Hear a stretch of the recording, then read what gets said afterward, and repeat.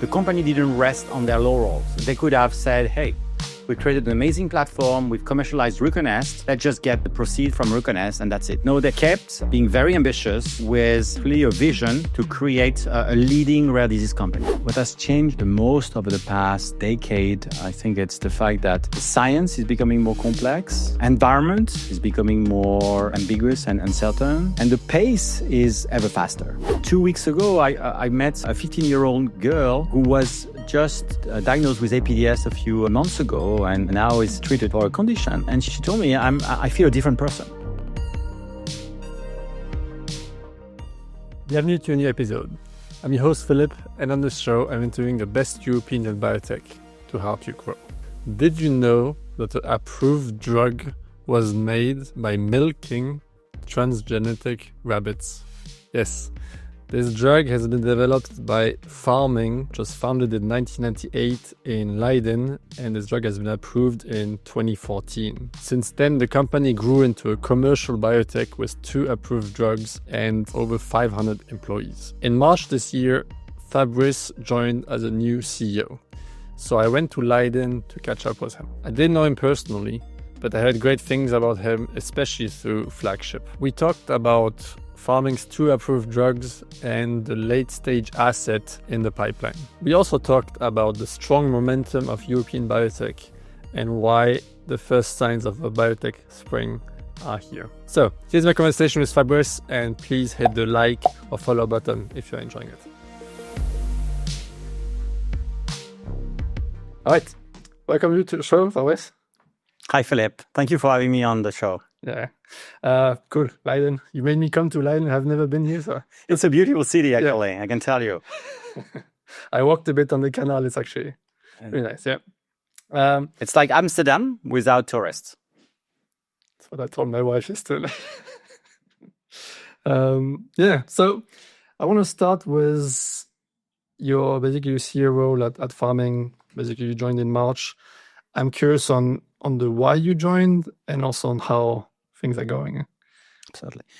Listen, Pharming is a company that has evolved tremendously over the past 5 years. 5 years ago, Pharming was a one-asset company with Ruconest, a legacy asset that the company had developed out of a protein recombinant platform. I'm sure we'll talk about it.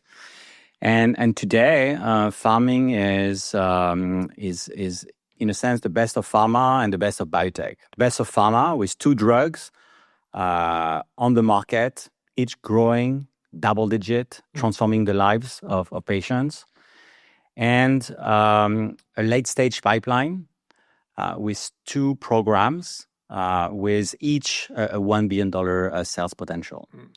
So that really made me join Pharming, as I felt it was a unique company for which you can apply a 5x, 10x mindset whilst already being at commercial stage. And it's quite rare in the biotech industry. Yeah, and especially in Europe, I guess that's even more. Even more. Was it your intention as well, like to kind of you look globally, or was it also intention to look with something with a European tie?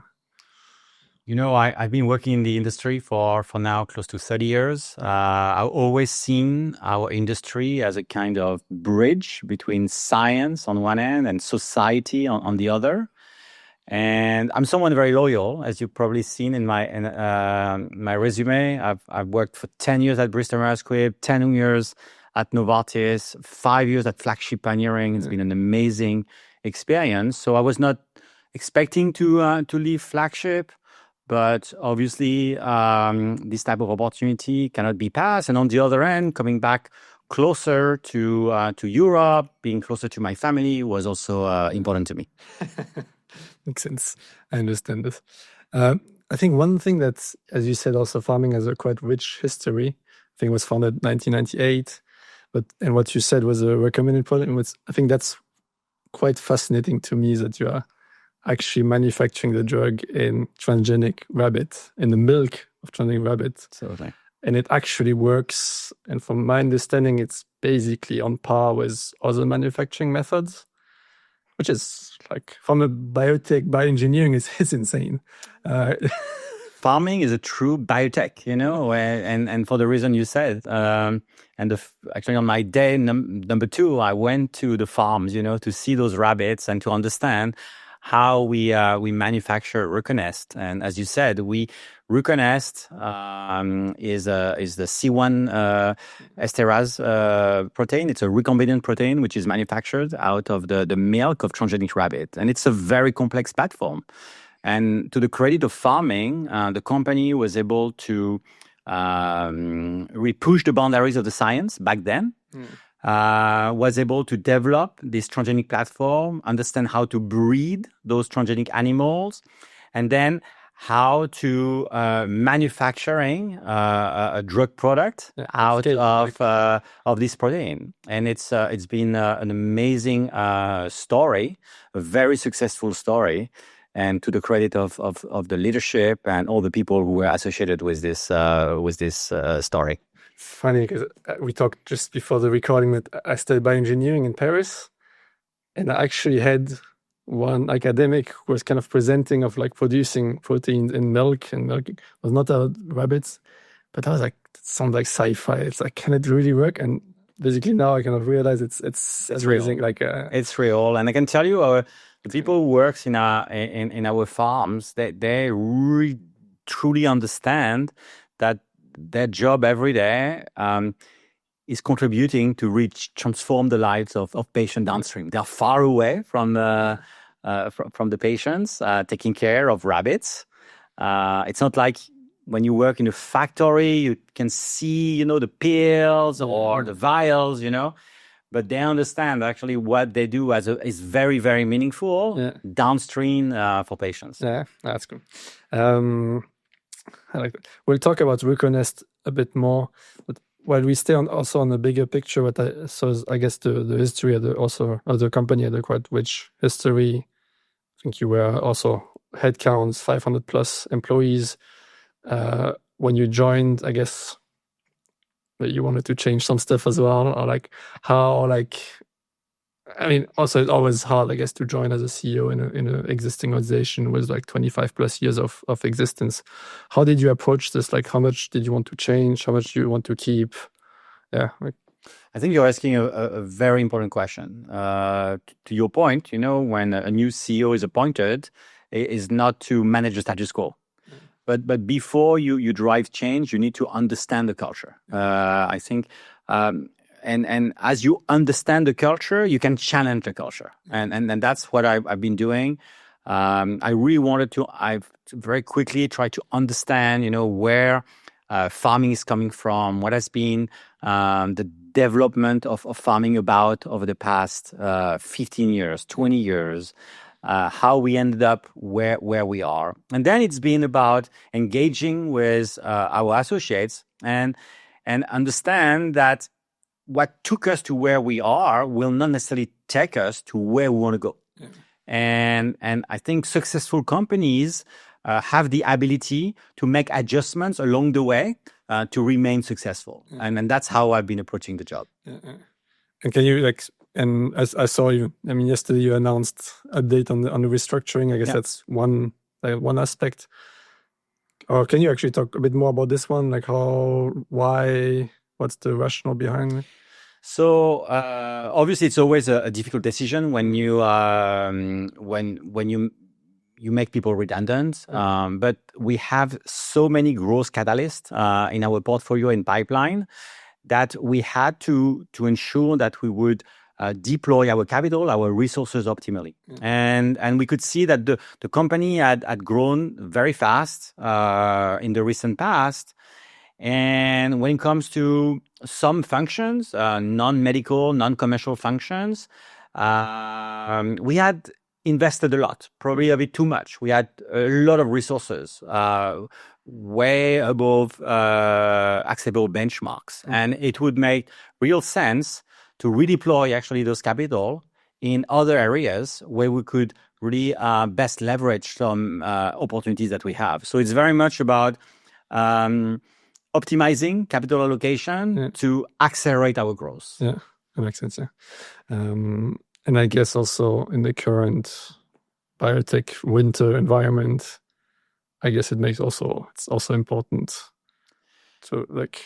You have to be very diligent when you allocate resource. I mean, farming is uniquely positioned in a way that we don't need new capital every year, like many biotechs.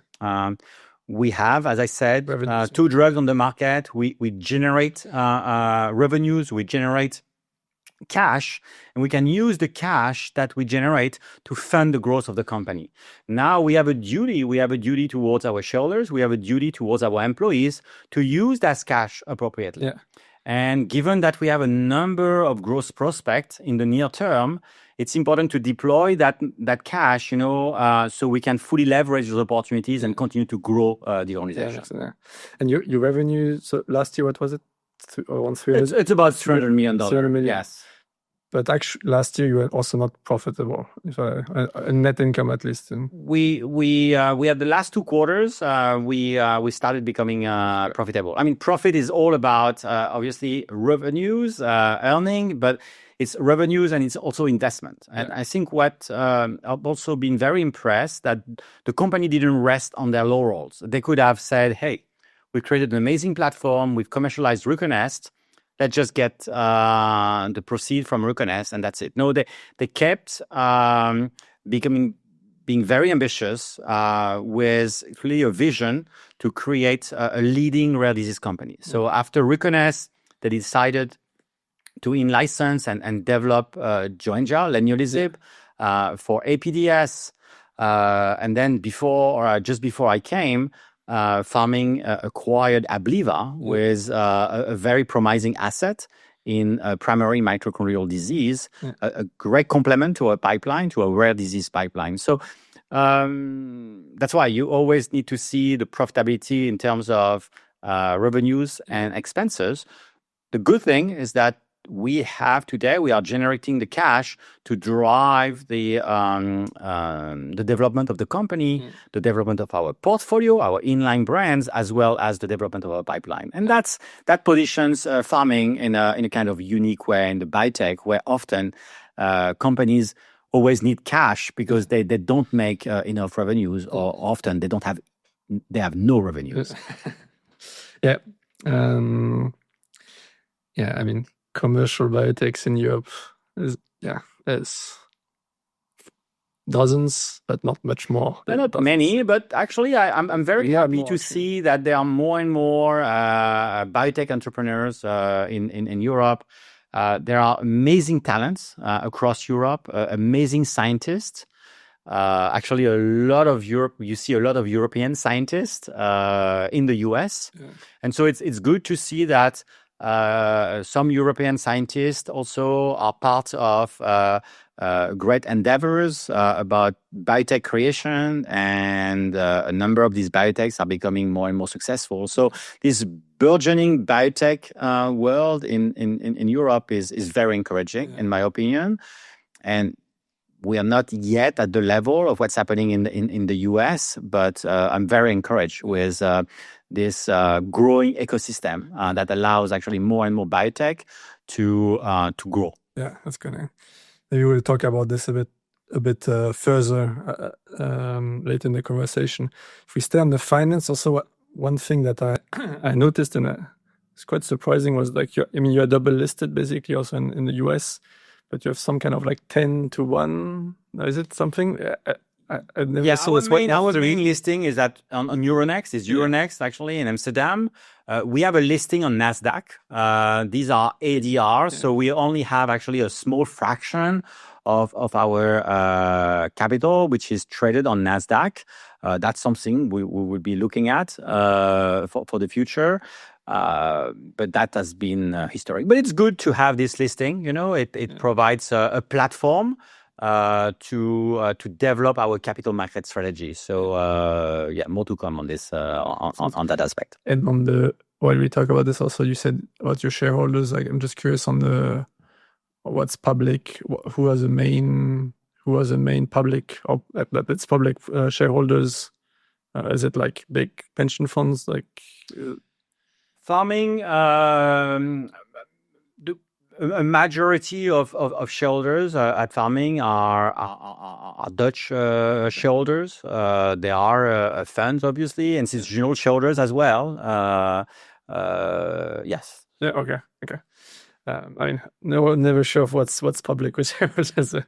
And the last thing I saw is also that the stock, basically, since you joined, I don't know how much it's correlated, but I think it increased, whatever, 60-70%, which I guess must be very encouraging. Again, I don't know if you want to comment on that. No, absolutely. No, absolutely. I think it's as the CEO is one of my job to ensure that the stock price reflect the enterprise value. Yeah. And it is true when I joined, there was an important disconnect that also attracted me to the company because I could see that there was a lot of value to unlock in the short term as well as in the long term. I think the Pharming has developed extremely well over the past few years, as I mentioned. We have a very strong platform of growth, and I think that this new momentum that you see in the stock is the reflection of the shareholder, the capital market appreciation of the value of Pharming and the value creation potential. Again, Ruconest, which is a drug which has been 10 years on the market, still growing double digits. It's not a drug that will face an end of its life cycle anytime soon. I think that is started to be understood very well by shareholders. Joenja, it's a drug at the very beginning of its life cycle, just launched in the US 2 years ago. It has an amazing potential in different indications. One that we have already, APDS, and 2 others that are under development. And then KL1333. So I think investors start to see a lot of potential in Pharming, and the stock is being repriced months after months, which is very encouraging. That's good. And just for the audience as well, I think you have passed the $1 billion market cap as part of this organization, which is also, I guess, a nice mark. Absolutely. We're very happy to pass and to say that, as you said, to reach this $1 billion market cap. We were very happy now also to be selected as the Euronext Mid Cap Index, which is also an important milestone for the company. But again, these are only milestones. We have clearly a far greater ambition. And okay, now getting more to the product. I mean, you mentioned quite a few things. On one thing I'm also a bit curious is when you do so much, as you've said, also so much work in developing the platform behind Ruconest, why, as I know, more of these recommended protein in the pipeline, and why in the portfolio in the pipeline, why adding like small molecules to the mix? Yeah. It's a great question. I wish we could have. I mean, I wish that this amazing recombinant protein platform would have yield other treatment options. I think the company tried some years ago now, and they found that actually it's been difficult to be able to develop out of the platform differentiated treatment options, and they made the decision to not to invest anymore in the platform and to channel their R&D investments toward other drugs, other highly differentiated and transformative treatment option in rare disease. And that proved to be very successful again with Joenja, with KL1333. So I think sometime I know quite a lot of that, having worked at Flagship, where we create a platform company. I think it's important to be very ambitious about your platform, to constantly push the boundaries of the science, but also not to be too much in love with the science and not to be grounded when it comes to value creation. At the end of the day, it's important to progress the science, but ensure that science, that scientific excellence, yield value and a return as a publicly traded company. Yeah. So I guess also from what you're saying, I guess it's not a deliberate choice of like we move away from recombinant protein to small molecules. It's more like opportunity Exactly. to go after the Exactly. It's opportunity. at the end of the day, the goal of a company like farming is to be able to develop and commercialize transformative treatment that will make a real difference for For patients. rare disease patients. Exactly. Yeah. Actually, I mean, a bit of a tangent, but I feel like small molecules, like there's quite not, I mean, a revival is a big word, but I feel like recently we had some guests on the show and we talked about with Azafaros and Stefano in Basel. And they have a small molecule for rare disease as well in a phase 3. And we talked about this and saw like quite a lot of like successes, recent successes, even rare disease, in oncology as well, with small molecules, with the protein degraders. I mean, I can go on where it seems like small molecules still can deliver like huge amount of value. You're totally right. Versus whatever, like 5-10 years, where like even Flagship was like, okay, microbiome, gene therapy, cell therapy. Who wants to do small molecules, like bispecifics, everything possible? But I contribute to exactly to take off the ground an amazing company at Flagship called Cellarity. And we were specialized in small molecule. Obviously, the platform was at the confluence of high-dimensional data, machine learning, chemistry, and biology. So something very complex. So the future of small molecule, but still small molecule. I think what's great about scientific evolution, what we've seen over the past decade, is that now you have many more modalities than we had in the past. And so that provides many more options for patients. So I don't think it's about saying we shouldn't think that a new modality will actually take others out of the market. To the contrary, these are just new addition. We've seen, obviously, with RNA, there are lots of RNA derived modalities. That's amazing. It opens actually a new front of medical research. Yet we will see new small molecule based treatments that will have great impact on patients. So it's not one or the other. It's both. More options. Yeah. That's good to hear. On the curious on a bit on Ruconest on the HAE or what is it, hereditary angioedema. Because I think I heard quite a bit about this field, especially recently. I saw, I think, the Calvista approval. Mm-hmm. I think there's another Pharvaris. I think they are, I mean, technically in Zug, but I think they're also in Leiden or not far.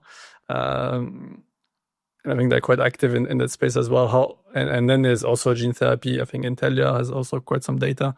Like, how do you see let's say, the market dynamics in the space, or like? HAE is a fascinating area because the etiology, the biology of HAE is well known. This has attracted actually a lot of research, and as a consequence, a number of treatments were able to reach the patients.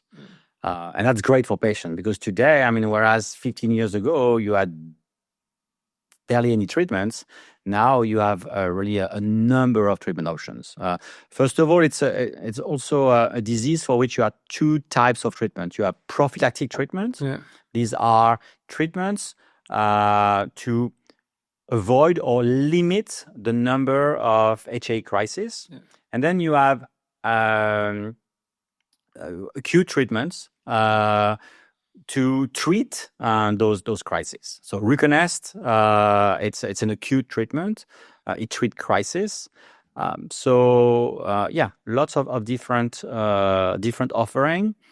The prophylactic market, we've seen a number of launches, specifically recently. I think there is a broad offering which gives patient choice, specifically in terms of not only modality, but more convenience, Do you want an oral? Do you want a sub-Q? Do you want a sub-Q every month, every 2 weeks, every 3 months? So it's good to have different treatments, actually, for different type of patients. In the on-demand, so the acute category, in the on-demand category, historically, it's been an injectable category with a lot of sub-Q treatments, and then Ruconest, which has a very differentiated value proposition for patient. And then lately, we've seen the first oral. Again, good for patient. The good thing for Ruconest that it's a drug that has a very unique value proposition for a subcategory of patients, and so as such, it is of great value to this subcategory of patients. I was about to ask how it impacts also sales projections of Ruconest. As I said, the drug continues to grow double digit despite launches of generic or new treatment options. We see months after months more doctors using the drug, more patients using the drug, which shows again the unique value proposition. What's important is making sure that patients receive the right drug at the right time in their disease. And Ruconest has a very distinctive value proposition for a certain subcategory of patients. And so it's great to see that, months after months, this is being recognized, and more doctors use the drug, and they use it on more patients. Yeah, that's good. And maybe you just want to talk about the pipeline ongoing, because I think, what is it, KL-1333. 133. You mentioned the $1 billion potential, and I think it's in is it in pivotal phase right now? It's a phase 2. It's a pivotal phase 2. That means that we expect to file the drug, to register the drug with this phase 2. Yeah. This phase 2 has been designed as a registrational trial. The 2 endpoints have been pre-agreed with the regulators. And the program has already undergone a futility analysis, which somewhat de-risked the entire program, and we expect to have a data readout at the end of 2027. Okay. So 2027. Okay. So it's a great addition to the pipeline. And how many patients and how so primary mitochondrial disease are a very well-known set of disease that affects about 30,000 patients in the US and in top 5 EU countries. So it's a very significant rare disease. So it's a rare disease, but still significant. Yeah.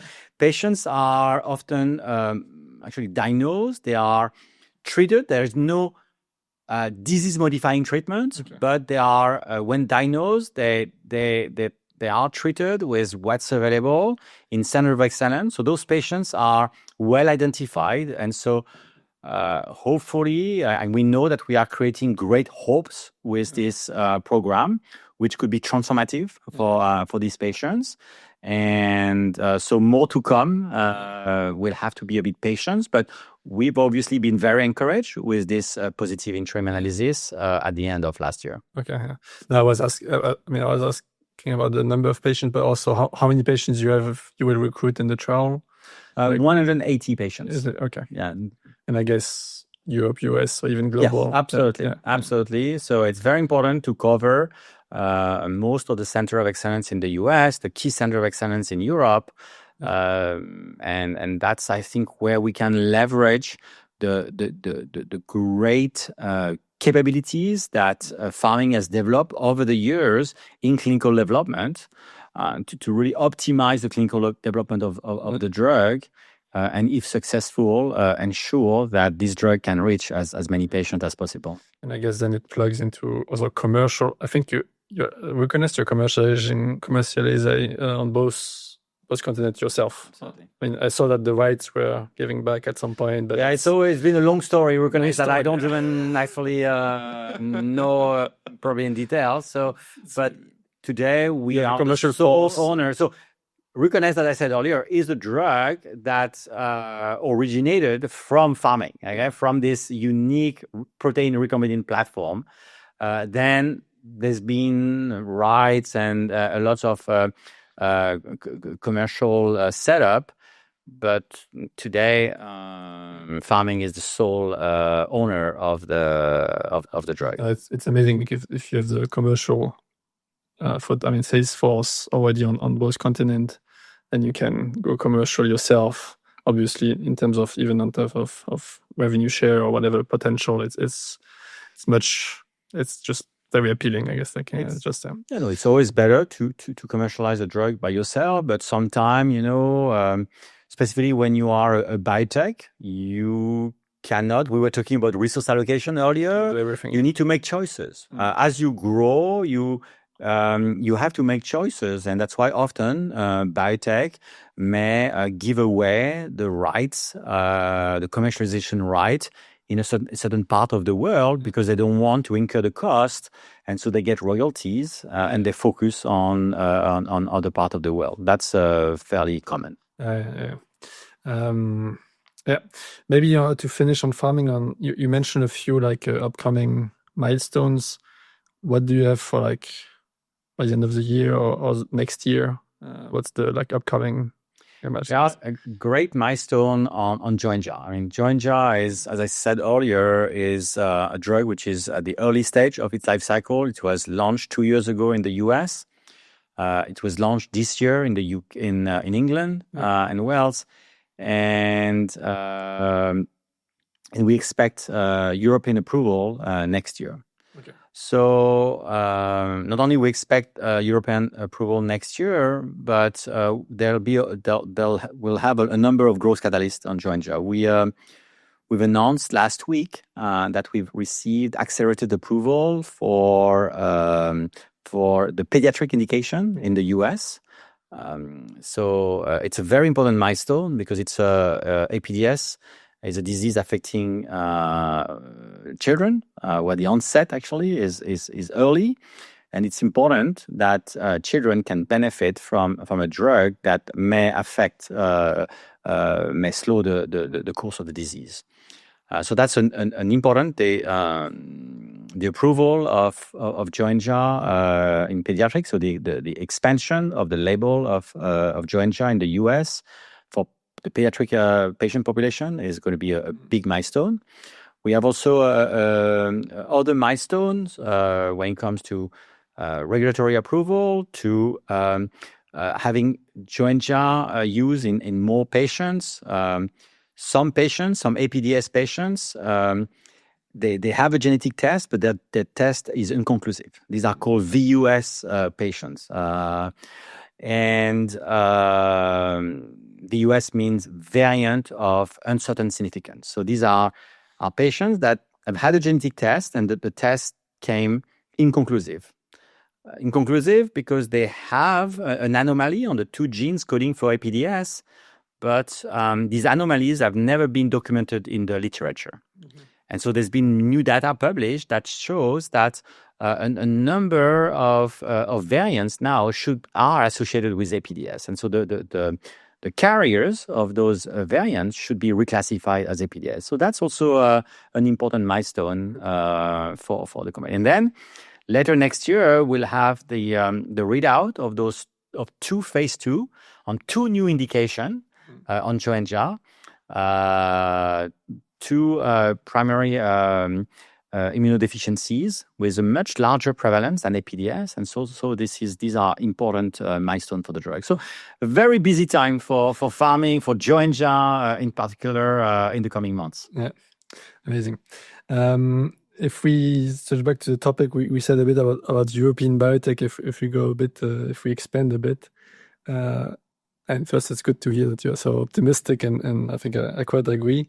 Also, what I'm curious also is there's a few companies like farming who were started before 2000, like 90s, and some of them also developed really well. Mm-hmm. I just checked a bit who were there were Pharmama, Zealand Pharma, Camurus, even Genfit. I saw recently. I thought but they actually are still pretty good, and even Transgenic in France are doing a bit less well. But how do you? I don't know. How do you look at it? What's your thoughts on the dynamic on the market? Very proud to see actually that these companies are still developing. I think like farming, I think they created a movement in Europe. They showed that you can create biotech that can grow, in a sustainable fashion. Often, it is being thought that biotech are bound to be acquired, at a very early stage in their life cycle. No, you can develop meaningful drugs for patients. You can commercialize them. You can expand your pipeline, and as a consequence, expand your portfolio and build actually mid-size companies. And it's great to see that. That's why I can only encourage more entrepreneurs, more scientists to take risk, to raise capital, to create biotech, because obviously science is risky. But the more biotech are created, the more chance you'll see other farmings, in Europe. And I think I'm very encouraged by what I see, a new generation of entrepreneurs who embrace the fact that science should not only stay in labs, but science should be applied to creating differentiated treatment that ultimately will make a difference for patients. So as a scientist by training, obviously you take great pride by being at the forefront of patients, by publishing a great paper in top medical journals. But as importantly, it's about what you do with that science. It's and I think it's extremely rewarding. It's extremely fulfilling to see that you can apply that science to create medicines that will have a very tangible impact in the life of people. And just 2 weeks ago, I met a 15-year-old girl, which has been diagnosed with APDS a few months ago, and now is treated for a condition, and she said, she told me, I feel a different person, and so being able to provide hopes to change literally the life of patients is very meaningful. So I'm glad that you see more and more scientist entrepreneur who wants to make that impact on society. Yeah, that's amazing. And also what you said also about like commercializing themselves. I mean, what I find quite amazing that now there is a handful of companies really commercial, and also some of them like with really like large impact. I mean, thinking about whatever. I mean, even in market cap, that's kind of market cap, but usually it kind of translate also in terms of patient impact normally. I mean, you have like whatever, 3 above 10 billion now. Absolutely. So Argenx, Genmab, the biotech. I mean, it's quite amazing. It's amazing success story. Yeah. Amazing success story. Yeah. And now with technology, you can scale a company much faster. Before, to scale, you need a lot of resources. It was quite cumbersome. Now you can actually scale much faster by leveraging technologies and run organization much more efficiently. And that will allow biotech to scale much faster and reach commercial stage faster and remain independent in many cases. I want to jump on it. The last thing that I want to mention about European biotech is that I just saw that this morning actually, that Medincell in France just passed the $1 billion market cap. Another biotechs as well, and Abivax actually with Mark. Amazing success story about past 3 months. So now you have like 3 just in France. I mean, French connection, but it's quite amazing. Like it's very recent. Like, it says a lot. It says a lot about again the fact that you have this new generation of entrepreneur in France, in Germany, in the Netherlands. Lots of actually success in Denmark, in Belgium, all across Europe, in the UK. And first and foremost, it's because of the great capabilities that you have in Europe. It's not about Europe versus the rest of the world. Honestly, I'm very impressed with the ecosystem and the world-class capabilities that you have all across the US. And we need actually scientists all across the world to collaborate and contribute to progress the science. Yeah, I mean, at the end of the day, also biopharma, it's global. Absolutely. Yeah. But still, it's still good to see as well. It's maybe moving a bit more on the personal side. Like maybe more. I mean, you mentioned a few lessons you had already. I'm just curious, maybe on the. I mean, what I see is like whatever 20 years in big pharma. I mean, past your studies, but 20 years big pharma. I think at the end, Novartis, you are.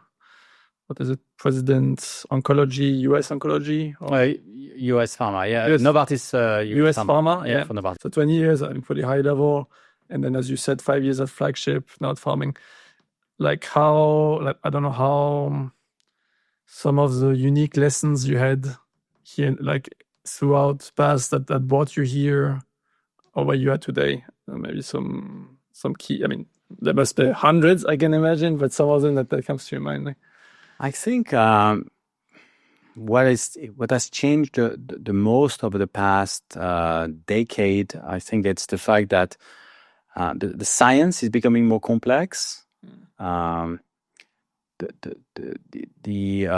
environment is becoming more ambiguous and uncertain, and the pace is ever faster. And as a consequence, you can no longer think that you own the truth. And what's very important is to be able to make decisions fast. Because you are living in a much more complex environment, you never have all the cards in hands to make the perfect decision. And so what I've really learned, specifically when I joined Flagship, it's the ability to make high quality decisions fast. Knowing that those decisions are not perfect and that you're going to have to course correct. So by the time you make a decision, you're already ready to course correct. So you're not spending ages, months to make a perfect decision, because it's likely that that perfect decision may be outdated by the time you make it. It's better to make a quality decision fast and course correct as you acquire more information along the way. And it's easy to say. It's more difficult to apply. And I must say, I had to learn, but also unlearn as I went through that process. And I think it's a winning mindset nowadays. Clearly a winning mindset in the biotech industry, but I know that large companies are struggling or they are striving hard to apply this mindset. Obviously, it's more difficult because there are more people. It's slower by nature. But in my opinion, it's probably one of the key mindsets, together with the need to really be very ambitious, not to be afraid to be afraid, and really strive to continuously challenge the status quo and push the boundaries of the science. You cannot be outstage of the status quo, and so that's for me are two dimensions that have been really key in the past 5-10 years for me. And how on this, I like this on the decision making. And how do you find the middle ground between a Novartis versus when you start something Cellarity, which from the ground up, where you need to decide a lot of things, versus now at the 500 employee scale? Like, is there like an optimal pace of decision making, or is it like you need to have a scale and like I don't know? I don't think. I mean, obviously, it's a bit different, whether you work for a company with 130,000 people or you work for a company with 150 people. But at the end of the day, the mindset, if you want to win, if you want to be successful, should be the same. As I said, it's being able to understand what you're doing. It's in a sense, it's the ability to zoom in, to zoom out, being able to understand what you do, the complexity of your environment, the complexity of the science, be very connected actually with the people and what you're doing, whilst being also have the mental agility to zoom out and be able actually to see things from a distance, be able to project yourself, take risk, challenge the status quo. That's absolutely essential. And whether you do it on a very large scale, when you are a multinational company, or on a smaller scale, it's the same type of mindset. Yeah. Because the last thing before a bit more quick question answers. One thing is this transition from big pharma. I mean, you went from big pharma to Flagship, which is really you went from starting from zero. But even to biotech, I think quite a few people who listen to us are in pharma. They like it or they're not, but they're also very intrigued. Oh, biotech looks, maybe it's greener or maybe it's more dynamic. How did you feel? How do you what's your experience, or what have you seen, like this kind of transition? Listen, pharma, biotech, there are more overlaps than differences. I mean, More and more likes to actually box, things and say, I know everyone. A lot of people reached out saying how different it is or whatever. At the end of the day, there are more similarities than differences. I think one of the key differences is the pace. It's the ability to make decisions fast. But first and foremost, at the end of the day, it's about value creation. I mean, in biotech, you strive to create value, because if you don't create value, you die. That's very simple. And so what attracted me to biotech, I wanted to understand how you create sustainable value creation out of research. Something that obviously pharma has not been great at doing, and for various reasons. And so obviously I felt blessed to have the opportunity to join Flagship, work alongside amazing people like Novartis, who over decades, were able to show the world how you can create, how you can push the boundaries of the science, whilst creating sustainable value out of that science. And that's the two components which are important if you want to succeed as an entrepreneur. Like that. All right. So quick fire is more like quick question, yes, no, or quick question in quick answers. The first one is on radiopharmaceuticals. I mean, you're on the board of Oranomed. Do you think that space is a bit hyped, overhyped, or is it just huge potential? Huge potential. It's only the Novartis as well. It's the very beginning. Again, I had the opportunity to appreciate that at Novartis. We were one of the first large company investing in this field. Novartis is doing very well, and Oranomed is clearly a leader in this field with lead 212, and the potential is immense. Okay. One thing that people get wrong about European biotech ecosystem.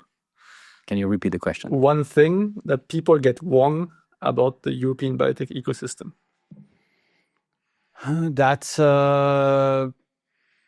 That it's not successful, and that there is no potential. There are amazing talent, and there'll be amazing companies growing out of some new startup today. How long will the biotech winter still last? It seems to me that there's a bit of spring is on the horizon. Good answer. When I see the XBI, it's now above 100. 100, yeah. One biotech or biopharma company that you would have loved to be part of? Oh, many. You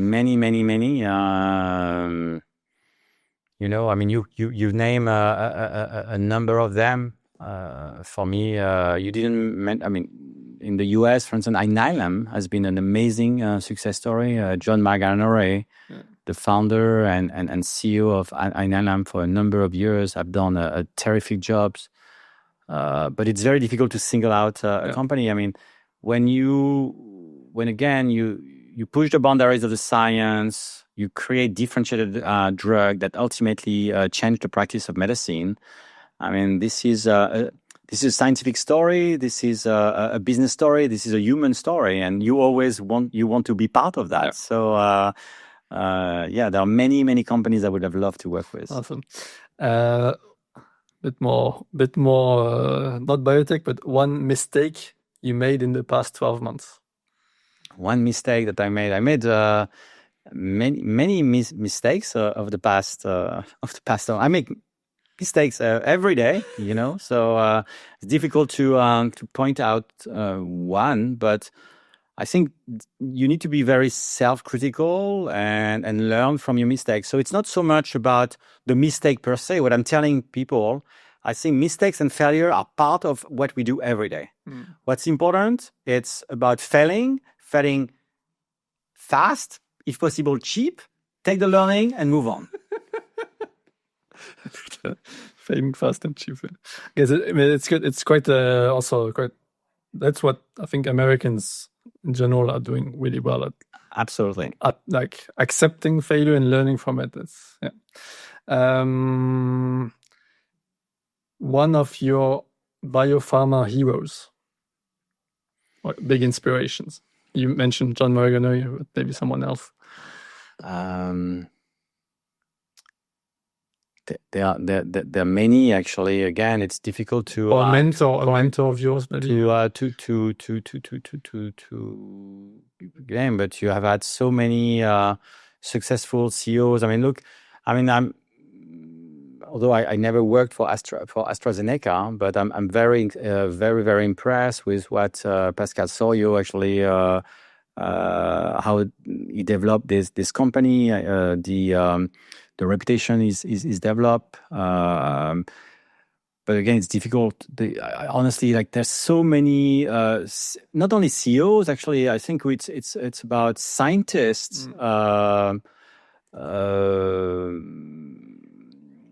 that have had such an impact on society over the years. So I had the opportunity to work with amazing people at Novartis, at Bristol-Myers-Squibb, at Flagship, as I mentioned, and so again, they all had their impact on the world. It's and on yourself. And if you want, I mean, I guess some people or mentors that really impacted you in your career. I was fortunate, You are who you are because some people believed in you. And so throughout my career, I had the opportunity of having more senior people who believed in me, who stretched me, gave me the opportunity to learn and develop, and I'm extremely grateful to them. And so that's what I'm trying actually to do. I love to find talent in the organization, take risk on them, grow them. Since I've been at Pharming, this is what I'm trying to do. So in a sense, replicate what people have done with me on other people, and that's very fulfilling because at the end of the day, you do what you do to make an impact on society and an impact on people. And being able to identify people who are not necessarily visible in the organization, see potential in them, stretch them, and allow them actually to reach a level that they may not have reached if you had not given them the opportunity. Personally, I take great pride in this. I like that. And perfect way to finish the conversation. Thank you very much. I really enjoyed the discussion. Great. Thank you. Thank you. I'm impressed by Fabrice's belief in what lies ahead for Pharming. I'm also impressed by his optimism for the European biotech and his clarity in decision making. If you have enjoyed this episode, please hit the like, follow, or review button. Any of these actions would help the podcast a lot. If you want to support the show even more, you can make a donation by clicking on the link in the description below. If you want to see more similar videos, please feel free to check out our channels where we have many more. I would also be curious to hear what you think. So if you could leave a comment wherever you are, or shoot me an email at philip@flot.bio. All right, thanks for staying to the end and see you in the next episode.